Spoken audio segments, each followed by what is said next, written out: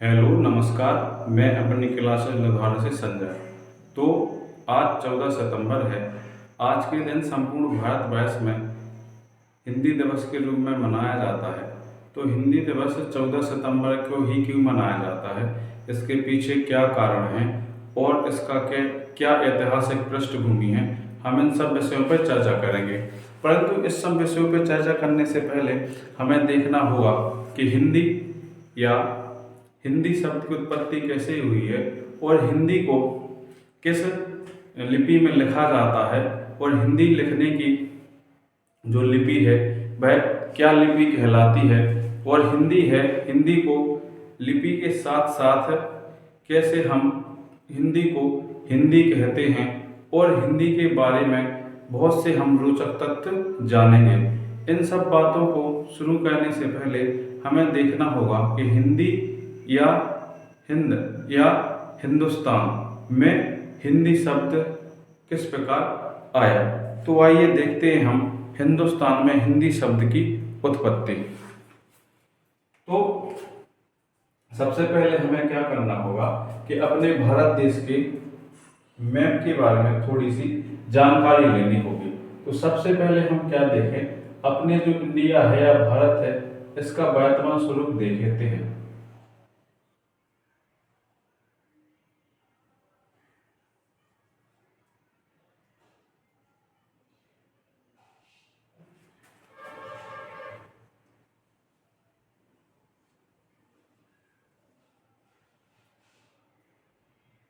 तो वर्तमान में जो भारत है, तो वर्तमान भारत को हम दो भागों में बांट सकते हैं। एक अपना हो जाएगा उत्तर भारत, एक हो जाएगा आपका दक्षिण भारत। तो जब क्या होता है कि वास्को द गामा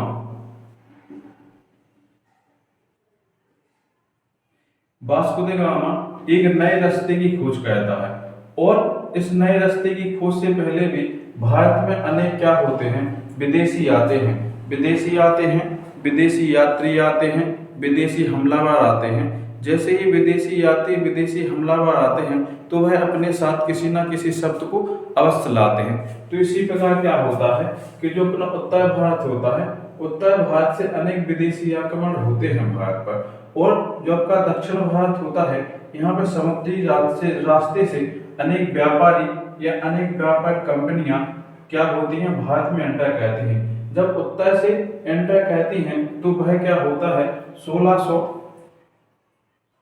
ईस्वी से पहले का समय, और जब नीचे से यानी दक्षिण भारत से विदेशी समय भारत में अपने में एंटर करते हैं तो वह कौन सा समय होता है, 1600 ईस्वी के बाद का समय। अब जो 1600 ईस्वी के बाद का समय होता है, इसमें सबसे पहले कौन आता है, या सबसे पहले नाविक के रूप में कौन आता है, वास्को द गामा। परंतु अगर हम उत्तर भारत से देखें तो उत्तर भारत में मुगल आए हैं, मुगल के बाद हम देखें तो यहाँ पे अफगानी आए हैं, अफगानी के बाद हम देखें तो ईरानी भी आए हैं। तो मुगल आए हैं, अफगानी आए हैं, और इसके बाद ईरानी आए हैं, तो ये तो क्या होगा अपने उत्तर भारत से भारत में होने वाले आक्रमण, और ये क्या है आपके दक्षिण भारत से भारत में होने वाले, हम इन्हें क्या कह सकते हैं, व्यापारिक आक्रमण। तो भारत में कितने दो दिशाओं से क्या होते हैं, आक्रमण। इन आक्रमणों के साथ साथ व्यक्ति क्या होता है, सभ्यता भी साथ में लाता है, सभ्यता के साथ साथ में कुछ शब्द लेके आता है। शब्द के साथ साथ क्या होता है, जब वह जाते हैं तो वह तो यहाँ से चले जाते हैं, लेकिन अपने जो शब्द होते हैं वह यहीं पे छोड़ जाते हैं। तो ऐसे क्या होता है कि भारत में विदेशी आक्रमणकारों के साथ विदेशी संस्कृति के साथ साथ विदेशी शब्द भी कहाँ रह जाते हैं, भारत में रह जाते हैं। अब यहाँ पे क्या है आपका हिमालयी क्षेत्र है, हिमालयी क्षेत्र में यहाँ पे क्या है आपकी तिब्बत का क्षेत्र, तिब्बत के क्षेत्र में यहाँ पे एक जगह है मानसरोवर। तो मानसरोवर से क्या होता है, मुख्यतः तीन चार नदियां निकलती हैं। मुख्यतः जो चार नदियां निकलती हैं, एक नदी क्या होती है कि जम्मू कश्मीर के होते हुए पठानकोट से नीचे आते हुए वह कहाँ गिर जाती है, आपकी खंबात की खाड़ी में गिर जाती है। और एक नदी जो होती है वह भारत के उत्तर भारत के मैदानी क्षेत्र से होते हुए और क्या होता है कि बांग्लादेश से होते हुए कहाँ गिर जाती है, बंगाल की खाड़ी में गिर जाती है।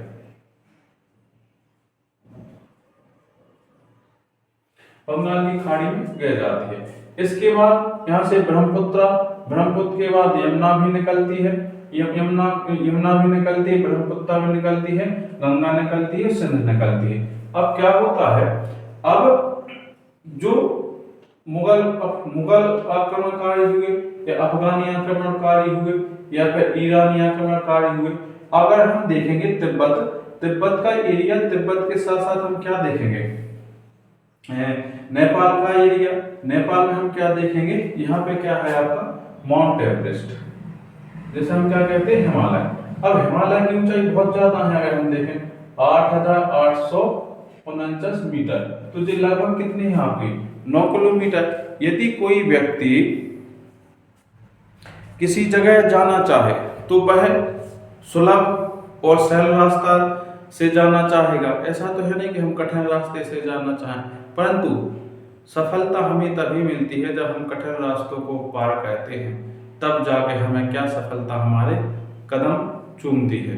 जैसे डर के आगे जीत है, तो अब डर के आगे तो जीत है, परंतु यहाँ हम देखें 8,849 मीटर। अब इतना डर कि जीत ही ना पाए और डर ही खत्म हो जाए, और डर के साथ साथ जीतने वाले भी खत्म हो जाए, तो यहाँ पे स्थिति कैसी थी, करो मरो वाली स्थिति। परंतु यहाँ पे क्या है, नदी, तो नदी को पार करना क्या है, आसान है। जबकि हिमालय में क्या है, बर्फ भी है, बर्फ के साथ साथ ऊंचाई है, ऑक्सीजन की मात्रा में कमी है, तो यहाँ से पार करना क्या है, कठिन है। तो इन्होंने क्या किया कि जे रास्ता अपनाया, कौन सा, नदी वाला। तो नदी वाले रास्ते से यहाँ पे क्या है, पठानकोट एक जगह है, पठानकोट। तो ये क्या होते हैं कि सिंध, अब जे नदी क्या है आपकी, सिंध, तो सिंध नदी को ये क्या कहते हैं, पार कहते हैं। अब जो ईरानी होते हैं, ये क्या होते हैं, अपने आम बात हम क्या कह सकते हैं, तोतले। तो ईरानी क्या होते हैं, तोतले। तो ये हा को क्या कहते हैं, सा, और सा को क्या कहते हैं, हा। तो इनने क्या किया कि सिंध को क्या कह दिया, हिंद। सिंध को क्या नाम दे दिया इनने, हिंद। अब हिंद क्यों नाम दे दिया, क्योंकि यहाँ पे कौन सी नदी बह रही थी, सिंध। नदी का नाम तो सिंध है हमारी भाषा में, लेकिन अफगानी हा को क्या बोलते थे, सा। तो उनने क्या कह दिया, सिंध को क्या कह दिया, हिंद। तो यहाँ से क्या आ गया आपका, हिंद। तो आपको इसमें देखने को मिल गया हिंद, हिंद। अब हिंद के इस साइड का जो एरिया है, हिंद के नीचे का जो एरिया है, तो ये क्या है, एरिया को हम हिंदी में क्या बोलते हैं, स्थान या जगह। तो अब जो नीचे की जगह या एरिया है, तो जो मिलके क्या हो गया आपका हिंदुस्तान। अब जब ना यहाँ से नीचे का एरिया क्या हो गया, हिंदुस्तान। तो ऐसे अपने भारत देश में या भारत देश का एक नाम क्या पड़ गया, हिंदुस्तान। अब जो हिंदुस्तान है, हिंदुस्तान में बोली भी बोली जाएगी, बोली जाएगी। तो बोली हम वर्तमान में क्या देखते हैं, जो उत्तर भारत में बोली जाती है, वो तो क्या है आपकी हिंदी है। अब अगर हम हिंदी को देखें तो हिंदी एक प्रकार का क्या है, मिक्सअप है, जिसमें जापानी, विदेशी शब्द, उर्दू के शब्द, अरबी शब्द, इंग्लिश शब्द, फ्रेंच शब्द, ब्रिटेन शब्द, मतलब हर शब्दों का क्या है, इसमें मिक्सअप है। तो ये क्या होता है, भारत में विदेशी आते हैं, अपने साथ आक्रमण तो करते ही करते हैं जी, भारत में यहाँ से भी आक्रमण करते हैं, भारत में आक्रमण के साथ साथ अपनी सभ्यता और अपने शब्द भी क्या कह जाते हैं, छोड़ जाते हैं। तो इन शब्दों से मिलकर क्या होता है, सबके मिक्सर से क्या बनता है, एक भाषा का निर्माण होता है, एक भाषा का निर्माण होता है। तो इस भाषा को क्या कहा जाता है, हिंदी। अब अगर हम देखें हिंदी, तो भाषा का निर्माण तो हो गया हिंदी। तो हिंदी में हमें देखने को मिल जाते हैं सभी प्रकार की भाषाओं के शब्द देखने को मिल जाते हैं। अब सभी प्रकार की भाषाओं के शब्द हैं, सभी प्रकार की भाषाओं के शब्द को एक प्रकार से लिखने के लिए किसी ना किसी लिपि। लिपि मतलब होता है लिखने का वह तरीका जिसमें किसी भाषा को मतलब किसी भी भावों को लिखा जाता है या व्यक्त किया जाता है, लिपि कहलाती है। तो जो अपनी हिंदी है, हिंदी की लिपि को फिर क्या हिंदी को लिखने की लिपि को क्या कहा गया? देवनागरी। देवनागरी। तो अब लिपि की आवश्यकता क्यों पड़ती है? किसी भी भाषा को बनाए रखने के लिए और उसे व्यवस्थित रूप से आगे आने वाली पीढ़ियों को बताने के लिए एक ठोस सबूत या प्रमाण के तौर पर लिपि का प्रयोग किया जाता है। जैसे अगर आपने देखा होगा कि हमने हड़प्पा सभ्यता में जो लिपि निकली है, आज तक हमने उसका अध्ययन नहीं कर पाया। रीजन क्या है? हमने वह लिपि के बारे में कोई हमें अंदाजा ही नहीं है। जब हमें अंदाजा नहीं है तो हम उसको पढ़ ही नहीं पाएंगे। भले ही हमें उसके इमोशन, जब हम पढ़ ही नहीं पाएंगे तो हम इमोशन कैसे जान पाएंगे? जब इमोशन ही नहीं जान पाएंगे तो फिर हमें क्या उसकी ना भावनाओं का पता चलेगा, ना उसकी लिपि का पता चलेगा, ना उसकी भाषा का पता चलेगा। तो लिपि का कितनी इंपॉर्टेंस है। यदि लिपि हमें समझ में आएगी तो फिर हमें क्या भाषा समझ में आएगी। जब भाषा समझ में आएगी तो हमें क्या उसकी भावना समझ में आएगी। जब हमें भावना समझ में आएगी तो हम व्यक्ति को समझ पाएंगे, अन्यथा नहीं समझ पाएंगे। तो भारत में क्या होता है, इस प्रकार हिंदी भाषा की क्या हो जाती है? उत्पत्ति हो जाती है। अब हिंदी भाषा के अलावा भी भारत में अनेक भाषाएं, बोलियां, उपबोलियां प्रयोग की जाती हैं। जैसे हम पंजाब में जाएंगे तो पंजाबी, गुजरात में जाएंगे तो गुजराती, महाराष्ट्र में जाएंगे तो मराठी। अब हम कहाँ जाएं? हिमालय के नीचे वाले एरिया में आ जाएंगे तो यहाँ पे पहाड़ी। अब हम नीचे साउथ में चलेंगे, अपने भारत देश के दक्षिणी भाग में चलेंगे तो यहाँ पे तमिलनाडु में तमिल, केरल में मलयालम, फिर कर्नाटका में चलेंगे। कर्नाटका में क्या हो जाएगी आपकी कन्नड़। फिर हम यहाँ पे क्या चलेंगे? आंध्रा, तो तेलुगु। और यहाँ पे तेलुगु अभी तक कहाँ पहुंच जाएगा? उड़ीसा, तो यहाँ पे क्या? उड़िया। अब ऐसे हमारे पूरे फिर छत्तीसगढ़ में पहुंच जाएंगे तो छत्तीसगढ़ी। तो हमारे सारे देश में विभिन्न प्रकार की भाषाओं को क्या किया जाता है? उपयोग किया जाता है। या भी यदि हम देखें हिंदी को, तो हिंदी हमारे देश में बोली जाने वाली सबसे बड़ी बोली है। सबसे बड़ी बोली है या भाषा है। भाषा क्या होती है? जिसमें राज्य के कामों को किया जाता है, भाषा कहलाती है। बोली क्या होती है? जो विशेष क्षेत्रों में बोली जाती है, बोली कहलाती है। मातृभाषा क्या होती है? माँ की भाषा ही क्या कहलाती है? मातृभाषा कहलाती है। तो भारत में विभिन्न प्रकार की बोलियां, भाषाएं, उपबोलियां प्रयोग की जाती हैं। तो ये क्या था, आपको थोड़ा थोड़ा आपको समझ में आया होगा कि हिंदी शब्द की उत्पत्ति और हिंदी को किस लिपि में लिखा जाता है और हिंदी के साथ साथ कितनी अन्य भाषाओं का उपयोग किया जाता है। अब यदि हम देखें संवैधानिक स्थिति,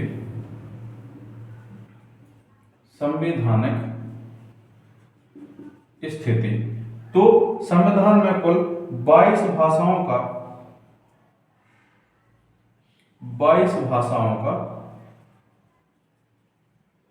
वर्णन है। इन 22 भाषाओं में से एक अपनी क्या है? हिंदी है। एक हिंदी है। तो ये तो क्या हो गया आपकी संवैधानिक स्थिति में। अगर हम देखें तो कितने हमें 22 भाषाएं मिली हैं। इन 22 भाषाओं में हमें कितनी, एक अपनी क्या मिल गई? हमें हिंदी मिल गई है। तो हम हिंदी में क्या देख लेंगे? संविधान में स्थिति और 14 सितंबर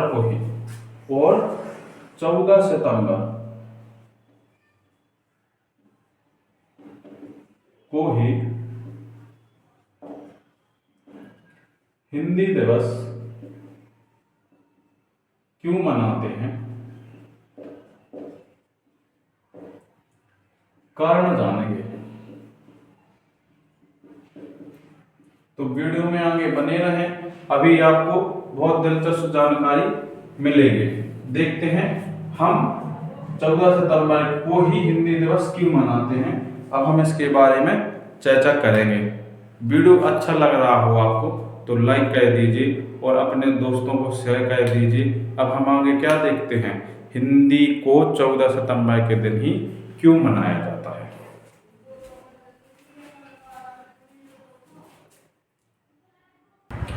तो आइए अब हम जानते हैं हिंदी भाषा का संवैधानिक महत्व और कैसे 14 सितंबर को ही हिंदी दिवस मनाया जाता है। तो 1949 में क्या होता है, 14 सितंबर को बैठकों के बाद फैसला कर लिया जाता है। यदि हम बैठकों की बात करें तो संविधान निर्माताओं ने हर चीज को व्यवस्थित करने के लिए या हर चीज पर शोध करने के बाद फैसले लिए और उन फैसलों को भारतीय संविधान में जोड़ा गया। उन जोड़े हुए फैसलों को आज हम कानूनों के रूप में या धाराओं के रूप में जानते हैं, जिन्हें उन्होंने आर्टिकल के रूप में लिखा। यह आर्टिकल भारतीय संविधान में हमें देखने को मिल जाते हैं। इन आर्टिकलों में से एक आर्टिकल क्या है आपका, आर्टिकल 343 से 351 के बीच राजभाषाओं से संबंधित हमें जानकारी दी गई है या व्यवस्था की गई है। राजभाषा वे भाषाएं होती हैं जिन भाषाओं में राज्य के कामकाज किए जाते हैं, राज्य की भाषा कहलाती हैं। जैसे भारत में विभिन्न राज्यों की अपनी अपनी भाषाएं हैं, उन्हीं भाषाओं को उनके आधार पर राजभाषा के क्षेत्र दे दिए गए हैं। जैसे महाराष्ट्र, गुजरात, पंजाब, तमिलनाडु, कर्नाटका, तेलंगाना, आंध्र प्रदेश, उड़ीसा, राजस्थान, गुजरात, उत्तर प्रदेश, मध्य प्रदेश। यदि मध्य प्रदेश, उत्तर प्रदेश में देखा जाए तो यहाँ पर अनेक उपबोलियाँ बोली जाती हैं, परंतु यहाँ पर जो राज्य की भाषा है वह हिंदी ही है। यदि हम हिंदी की बात करें तो हिंदी को संवैधानिक स्थिति में रखा गया। तो जो टोटल भाषाएं थी या वर्तमान में हैं, उनकी संख्या कितनी है, 21+1 में आपकी हिंदी को भी क्या किया गया है, नामांकित किया गया है या सम्मिलित किया गया है। वो 351 आर्टिकल 351 में हिंदी का वर्णन किया गया है। अब हम 14 सितंबर को ही हिंदी दिवस के रूप में मनाते हैं, क्योंकि संविधान सभा ने 14 सितंबर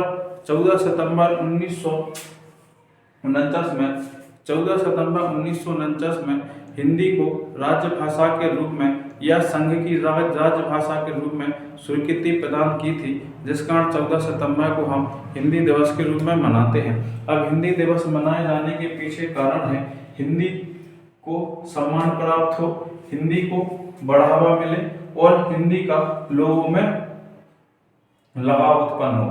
परंतु यदि हम देखें तो वर्तमान में हिंदी को उतनी प्राथमिकता नहीं दी जा रही है। वर्तमान में जो व्यवस्थाएं हैं वे ज़्यादातर अंग्रेजी माध्यम के साथ साथ विदेशी भाषाओं को अधिक महत्व दिया जा रहा है। तो इसका मुख्य उद्देश्य भारतीय भाषा या हिंदी भाषा को क्या बढ़ावा देना है, बढ़ावा देने के साथ साथ सम्मान प्रदान कराना है, हिंदी में लगाव की वृद्धि करना है। यदि हम हिंदी का भारत में प्रतिशत देखें तो 43.63% लोग हिंदी भाषा का उपयोग करते हैं, जबकि इंग्लिश भाषा का प्रयोग मात्र 10% लोग करते हैं, जिसमें से 2 से 3% व्यक्ति ही अच्छी तरह से हिंदी को क्या कह पाते हैं, बोल पाते हैं। यदि वर्तमान में हम हिंदी का केंद्र देखें या हिंदी जो सबसे ज़्यादा प्रयोग की जाती है या सुलभ या सबसे अच्छे तरीके से बोली जाती है, वह भारत में हिंदी यूपी के काशी, इलाहाबाद और अवध क्षेत्रों में बोली जाती है। तो यदि हम हिंदी के बारे में और जानकारी देखें तो हिंदी को वर्तमान में 43.63 मतलब अगर हम देखें तो कुल भारत के क्षेत्रफल के आधी जनसंख्या क्या कहती है, हिंदी का प्रयोग कहती है। तो ये तो क्या थी आपके हिंदी के बारे में कुछ रोचक जानकारी, तथ्य। आशा करता हूँ आपको पसंद आई होगी। यदि पसंद आई है तो मेरे वीडियो को लाइक करें, शेयर करें, कमेंट करें। धन्यवाद।